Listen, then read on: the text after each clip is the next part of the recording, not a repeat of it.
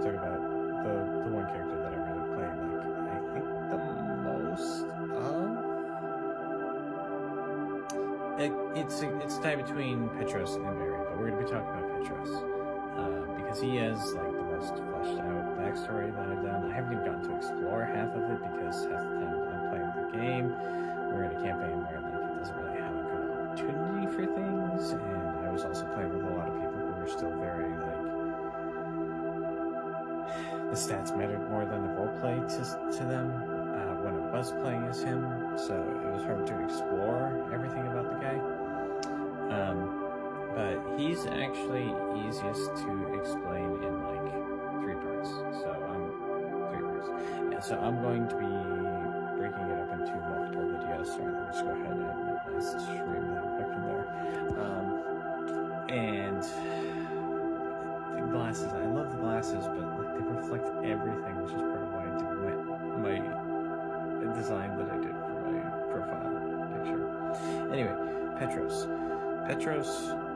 was not always a healer. I talked about him being a healer, but he was not always a healer. He actually started out as the concept was he was supposed to be a gladiator fighter, and a damn good one at that. He was supposed to be a guy who like was nigh untouchable in the arena. He kicked a lot of ass, but he also had a reputation for being like the executioner in the arena. So sometimes the politicians would put someone in the arena against him that they knew would end up dead at the end of the match because they wanted to move away. It happens. And he was very proud of his ability to win his matches and do so in a relatively untouched way.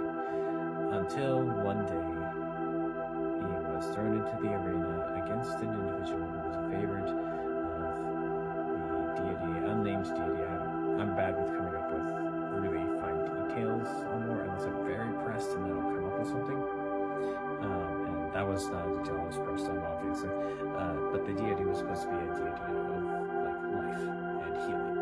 And he was about to strike this individual down, as was expected because they were thrown into the arena together, and he was stopped. A deity had chosen and elected to intervene, and instead of allowing him to strike them down, pushed their power into him, turning him into an oracle and turning him into a healer. They also imposed some restrictions, which I never really got to explore or had any reason to explore because of the party that I was in. Combat was so messy that like he never really got a chance to even really wade into the melee. He basically just stood there healing people like crazy. It was insane. Again, 7 other people in the party or something like that. My GM at the time was insane. He is someone I respect greatly and kind of based some of my stuff that I do off of his early running of the game for my experience. But his whole thing was he was no longer allowed to harm another soul. He was only allowed to heal others, and that's why I went this like full build and went very pacifist with him in terms of he will not attack things. I had been trying to work out something with my GM of like a slight detriment to if he attacks things because he's already such an insane healer that like a little bit of damage or something like that wouldn't be that big of a deal. But we could never really like hammer something that felt balanced, so we never really went that route. Yes, we're talking about Petros. You don't know much about Petros, do you? But he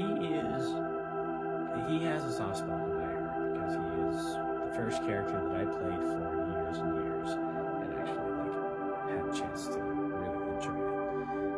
I later on joined another campaign with Scion, and that's where I ended up playing Barry, and maybe I'll talk about him after we're done talking about Petros, but that's a little bit of Petros that we got right there. And you know, I thought it would be multiple parts. It might just be 2-part, I think, for him to explain what he becomes, but yeah. Keep an eye out for that. Thanks to each other. Thanks to yourselves. I hope to see you in the next one. Bye.